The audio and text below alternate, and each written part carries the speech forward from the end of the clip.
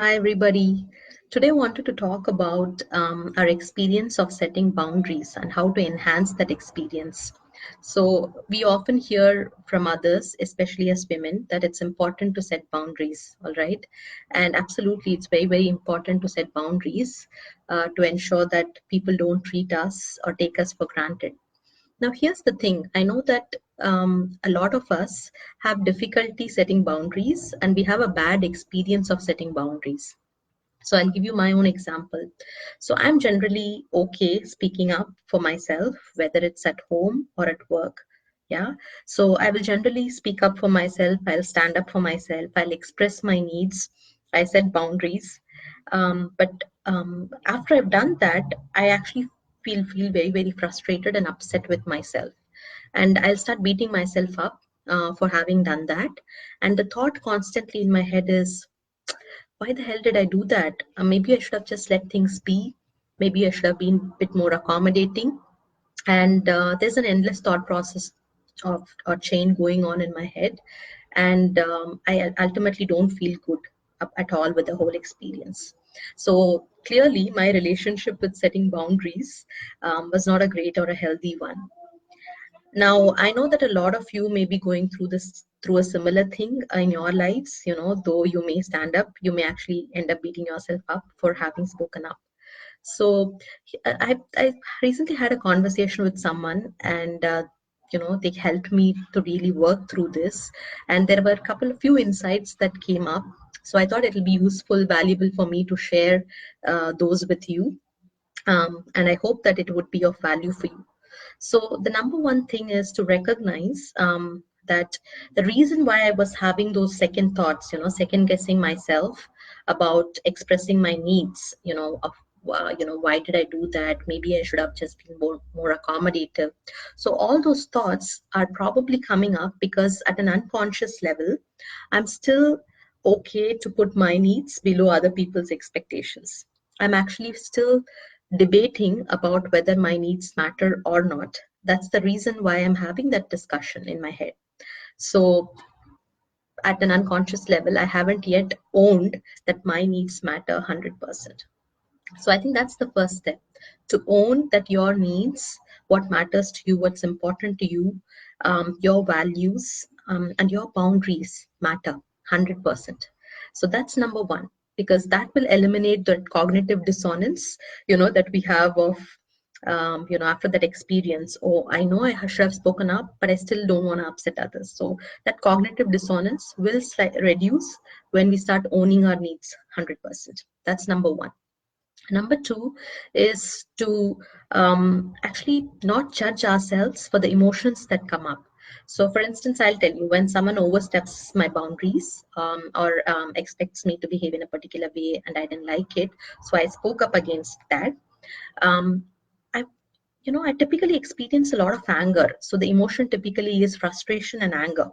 So while in that moment I experience that emotion, later on I will think about the incident and I will judge myself for having experienced that emotion. So I'll judge myself, oh my God, why did I feel angry? Why did I feel frustrated? So, and no wonder I was feeling horrible, right? So the number two thing to do is to stop judging ourselves for feeling those emotions, because my emotions, the anger, the frustration came up because it was trying to protect me and my needs. It's a very unconscious process. The emotions, someone says something, I feel something, right? I don't have any control about it. And my emotions are telling me and protecting me. So how dare, or why do I have to judge it? Why do I have to question it? Why can't I just let it be? So number two is to just not fight the emotion or judge ourselves for going through a particular emotion. We are justified to have that emotion. Hi, Swati. So, that's number two. So when we don't fight an emotion and when we have owned our needs 100%, we are typically in a much better position to manage the emotion in a much mature way. So we are able to respond to the situation much better rather than reacting to the situation. That's actually a different conversation altogether. But definitely when we don't fight an emotion and just let it be, and when we don't judge ourselves for experience the emotion, our experience of actually having spoken up becomes much better. Number three, lastly, is to drop a lot of the rules that we have around the roles that we play in our lives. So for instance, a lot of the rules that I have around what it means to be a mother, what it means to be a wife, what it means to be a daughter-in-law, or a colleague, or an entrepreneur, or a boss, whatever roles that you play, we have so many rules of what makes a perfect daughter, a perfect colleague, a perfect boss. And no wonder we feel frustrated, because all these rules actually come through conditioning. It's been imposed upon us through what is considered as normal or acceptable. And when we carry so many rules about what makes a perfect someone, we tend to sort of beat ourselves up when we don't meet those perfectionist standards. So number three is to let go of those rules, drop those rules, so that we can start feeling better about ourselves. Because what matters is the fact that we are trying our best, and it bloody matters, right? I am trying to be the best whatever, not the best, whatever, the best mother that I can be. Hi, CJ.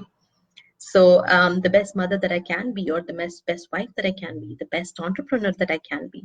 So when I stop beating myself up and just accept myself for the way I am and just give my 100%, I'm able to feel much better about myself. So that's about it, ladies. The three things that I learned to actually managing my experience around setting boundaries.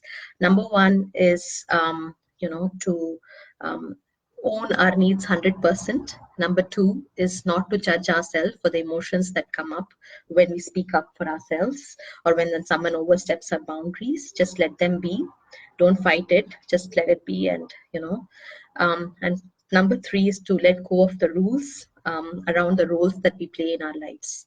With those three things in place, I think we will be able to just be ourselves, feel more confident, set boundaries with confidence, and not feel so bad about speaking up for ourselves. Just own the whole thing, the whole process, the outcomes, because at the end of the day, the only thing that we can control 100% is how we feel about ourselves and what we do, right? We cannot control how other people respond. So whether or not the other person receives it well or not is not in our control. Remember that how other people react, is it's their reality of life. It's not us. So it's absolutely okay how other people respond, as long as we are doing our best. Yeah. So that's it for today. I hope this was valuable. Yeah, I know the boundaries topic is very important. And a lot of people, while they talk about CJ, they talk about the importance of setting boundaries. Very few people talk about this whole experience that women go through, and maybe even men, the whole discomfort around setting boundaries. So today I wanted to just bust that and talk about some of the some ways we can enhance our experience and our relationship with setting boundaries. So that's it for today. See you later. Bye bye.